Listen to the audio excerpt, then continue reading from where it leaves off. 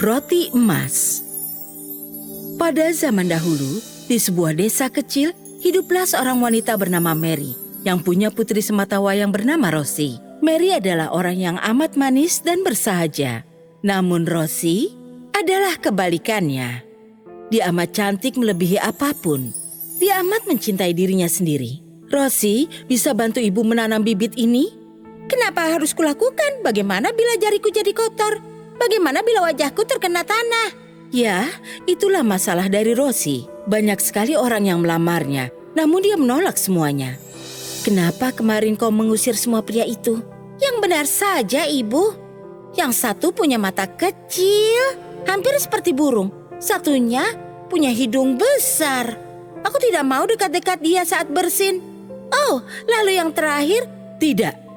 Hentikan. Sayang, seharusnya kau tahu bahwa kecantikan bukanlah segalanya. Ibu, aku layak mendapatkan seorang pangeran atau satria. Suatu malam saat Rosie sedang tidur, ibunya memperhatikannya. Pada saat itu, Rosie tersenyum dalam tidurnya. Ibunya amat terkejut. Manis sekali, mimpinya pastilah menyenangkan. Paginya, Rosie bangun dengan tersenyum dan tertawa. Sayang, ceritakan apa yang kau mimpikan semalam. Begini, Bu, apa Ibu tahu? Ada seorang pangeran yang ingin menikahiku. Dia datang dengan kereta emas. Dia juga memakai emas dari ujung kepala hingga ujung kaki. Sungguh mimpi yang konyol. Itu adalah mimpi yang aneh. Ibu, lalu juga ada roti yang terbuat dari emas. Sang ibu amat khawatir mengenai putrinya. Pada suatu hari, dua orang temannya, Belly dan John, mengunjungi Mary. Mereka memiliki rahasia. Mereka adalah makhluk ajaib. Mary sama sekali tidak tahu soal ini. Oh John, oh Belly, sudah lama sekali sejak terakhir kita bertemu.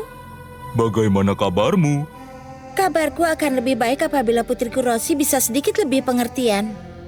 Mary pun menceritakan pada Belly dan John mengenai Rosie dan bagaimana dia amat mencemaskannya. Dia ingin memakan roti yang terbuat dari emas. Apa yang harus kulakukan? Ya, mungkin apabila mimpinya terwujud. Itu akan luar biasa bukan? Sudahlah, kurasa pada saatnya nanti dia akan belajar. Mari kita mengobrol saja soal lainnya. Kemudian, Belly dan John saling tersenyum dengan penuh rahasia. Malam itu, ibu dan anak ini bersiap untuk tidur. Ibu, kuharap mimpiku ini bisa jadi kenyataan. Oh, Rosie. Keesokan harinya, saat Rosie dan ibunya ada di taman, sebuah kereta emas yang cantik menghampiri mereka. Kereta itu bertatakan intan dan permata dan tampak amat indah. Ketika berhenti, seorang pria tampan keluar dari situ dan melihat ke arah Rosie. Dia amat jatuh cinta dengan si pria tampan ini. Ibuku, mimpiku terwujud. Apa? Halo, aku datang ke sini untuk meminang Rosie. Tapi dari mana kau tahu namanya? Dan siapa kau?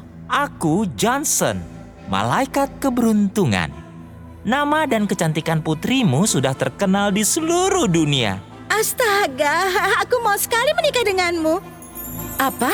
Tapi kau belum kenal dia, kau tidak boleh pergi dengannya. Konyolnya, dia itu kaya juga tampan. Apalagi yang kuinginkan. Johnson, ku terima pinanganmu. Dengan itu, Rosie pun langsung menaiki kereta emas itu dan bahkan tanpa berpamitan dengan ibunya, dia pergi bersama si malaikat. Saat mereka dalam perjalanan, kereta itu mendadak memasuki portal ajaib. Dari situ, kereta pun berjalan melewati laut yang dihantam badai. Keretanya bergoyang-goyang dan Rosie ketakutan. Jangan khawatir sayang, semua ini akan segera berakhir. Setelah berkata begitu, kereta pun memasuki portal lain dan tiba di sebuah jalan menuju sebuah kastil emas yang besar dan megah. Rosie amat terkesima dengan keindahan yang dia lihat. Aku tahu bahwa aku layak mendapat semua kekayaan ini. Aku tahu kau akan suka. Apapun yang kau inginkan kau bisa temukan di sini. Dari gaun-gaun terindah hingga makanan terlezat. Semua itu ada di dalam istanaku. Omong-omong soal makanan, aku amat lapar setelah perjalanan itu. Aku lapar sekali.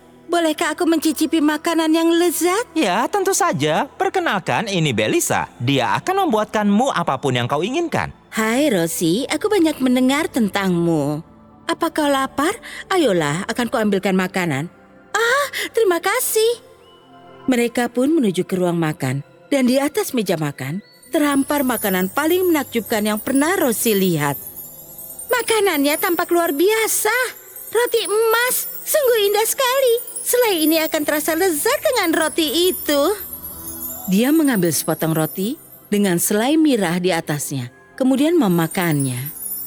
Ini keras sekali. Aku tidak bisa memakannya. Ya, roti ini memang terbuat dari emas. Namun bila kau tidak memakannya, apa mau kau ambilkan roti dari perak saja?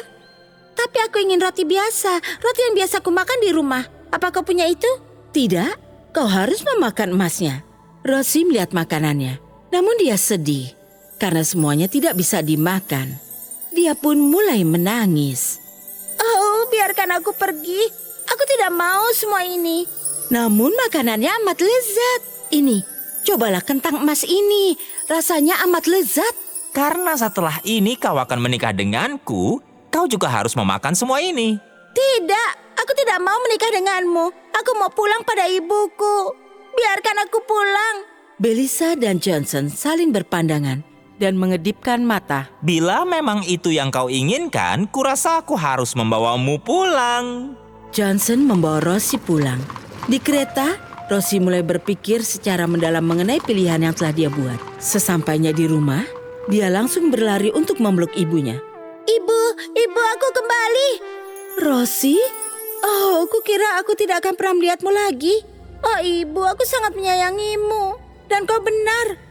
Dia pun menceritakan semua yang terjadi kepada ibunya. Maafkan atas kelakuanku, ibu. Oh sayangku, sudahlah. Setidaknya kini kau sudah tahu kesalahanmu.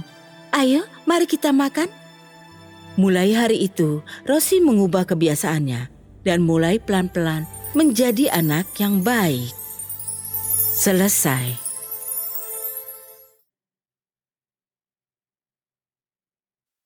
If you enjoyed this story, please like and subscribe our channel and press the bell icon to get future updates. And don't forget to comment. If you enjoyed this story, please like and subscribe our channel and press the bell icon to get future updates. And don't forget to comment.